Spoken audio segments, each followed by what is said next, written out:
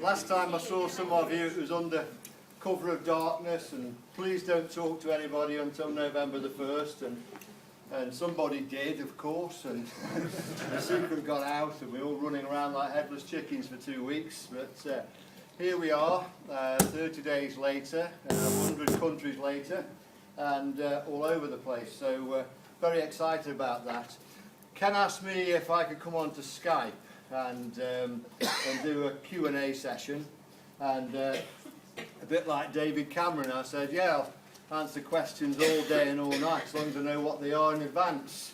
And so he sent me these questions in advance, and then we started talking about this. I thought, you know what, I'll come down and meet some of you guys, because Pash and the gang and Ken and all the leaders in the room are really, really tearing this up. And who's Aviva? Is she here? Aviva, please stand up. Hi. Can I say hello to Aviva? Hello.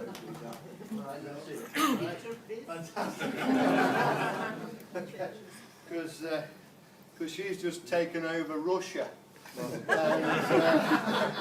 yeah. Oh, fantastic. Yeah. Super duper. Just want to put a password in here.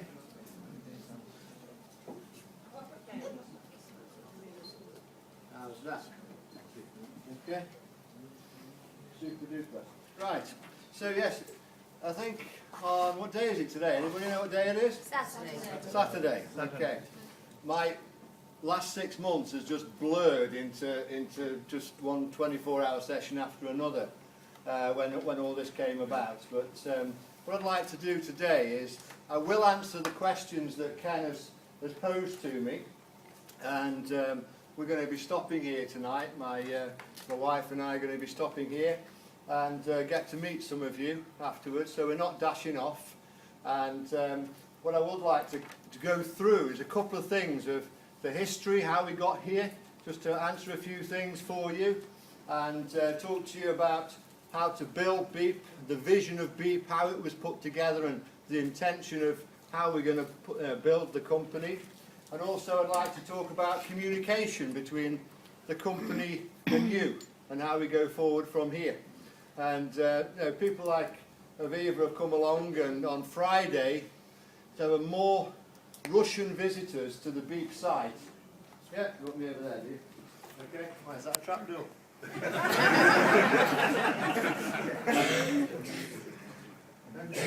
Is this the X Factor? That's very much the X Factor. Well, You're going through to the next round. Okay. All right. Hello. Good to see you. Yeah. All right. There you go. Fantastic. So I just got the questions here for you to go through, so I'll make sure I get all those questions across to you. But I do want to talk about the history. I do want to talk about communication. I do want to talk about how this, you know, the vision of how this is supposed to be built, and how we're going to communicate with each other. And back to the Aviva thing, taking over half of Russia. On Friday, there were more Russian visitors to the Beep website than any other country in the world. And so there were actually more Russians looking at Beep than any other country in the world. I think number 4 was the Ukraine. Yeah. So I don't know what we've done in that, you know, but it's certainly lighting up things over there. And Holland is running up there in the top 10. And I was winding up some of my colleagues in the United States that Russia is beating them hand over fist. And, my niece from El Salvador is over with us. Yeah, don't ring him yet. Oh, sorry. Yeah, not for an hour. He's eating. All right. Right? Sorry, it's there. Anyway. There you go. Okay. Yeah, naughty bag. Sorry. Yeah. So is that all okay now? Yeah. Yeah, you sure? Okay. So yeah, when we get this going, I'll just put it onto full screen there. Can I just put it onto full screen now? Because there's a few codes in there. Yeah. Right. Okay. I promise faithfully to keep that code off public domain. But I came here today begging Angelos to give us some snapshots of Beep markets and Beep stores. Beep stores goes live. That was 4:30. About 6 hours from now. Beep Stores goes live about 2 hours early, and someone said to me, "You're a month late." I said, "Now hang on a minute. We set this out to launch on November the 1st. That was the intention, to go live on November the 1st, and that's exactly what we did. And always, you can't launch a company like Beep and go online on November the 1st, because how many shops have you got 1 minute past midnight on November the 1st? None. Okay? So it doesn't look very good. So we always had this discussion internally in the office as to how long it was after launch before we went live in the shops. And the IT, this is where IT and sales always argue. Okay?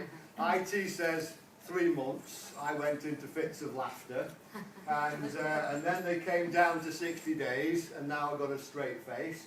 And then I said 30 days after launch we'll launch Beep Stores, and then IT department, because there's more IT than sales in Beep. The entire company is an IT company. So if people talked about Beep, Beep is top to bottom an IT company, and that's what I recognised when I created Beep.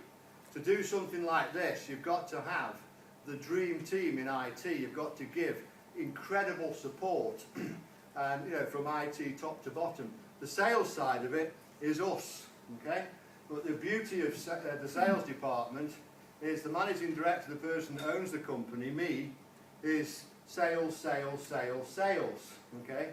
So I recognise everything that the salespeople go through and represent you from that angle, and always will do. Someone said to me, "Will you ever sell the company?" I always love that question. Somebody came along and offered me £32 billion, what would you say? Right? Give me a quarter of a nanosecond to decide. Okay? But one thing you'll always get from me is a promise that if somebody huge came along and offered a huge amount of money, it's never for sale if it alters the compensation plan one tiny bit. Never. Okay? Because that is, I've always said that all salespeople understand that they are the lifeblood of the company. And one of the greatest companies I saw was Rolls-Royce Aero Engines. They've got salesmen who travel the world, and they're never seen inside the factory for 1 year to the next. You don't just get an order for a Rolls-Royce engine, an aero engine that flies aircraft every 5 minutes.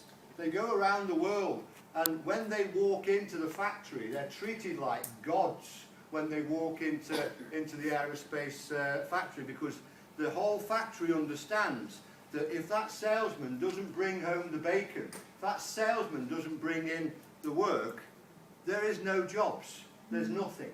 And one thing we recognise with Beep, the IT team does understand the sales and marketing of Beep from day one.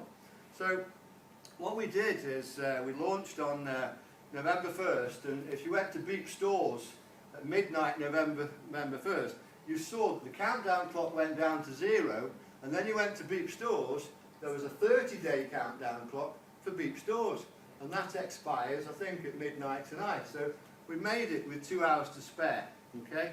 There's only one thing we had a little hiccup on, was the languages, and it wasn't the languages, it was the English language that caused the hiccup, believe it or not. And I'll explain that, and I'll explain exactly what I mean about that. And then we're going to run like crazy over the next 7 to 10 days to catch up on the languages. Okay, so that's about the only thing that we're actually a little bit behind the ball on. The history of it was, people think, did you get mad with a previous company? Well, I didn't get mad with a previous company. I got mad with about 5 or 6 previous companies, if you want the truth. I've been in business for 25 years plus, and I've always, how many of you have been in a business where you found out the company was run by crooks, or run by fools, right? Or run by crooks and fools. That's worse, isn't it? Okay? The crook doesn't even know he's an idiot.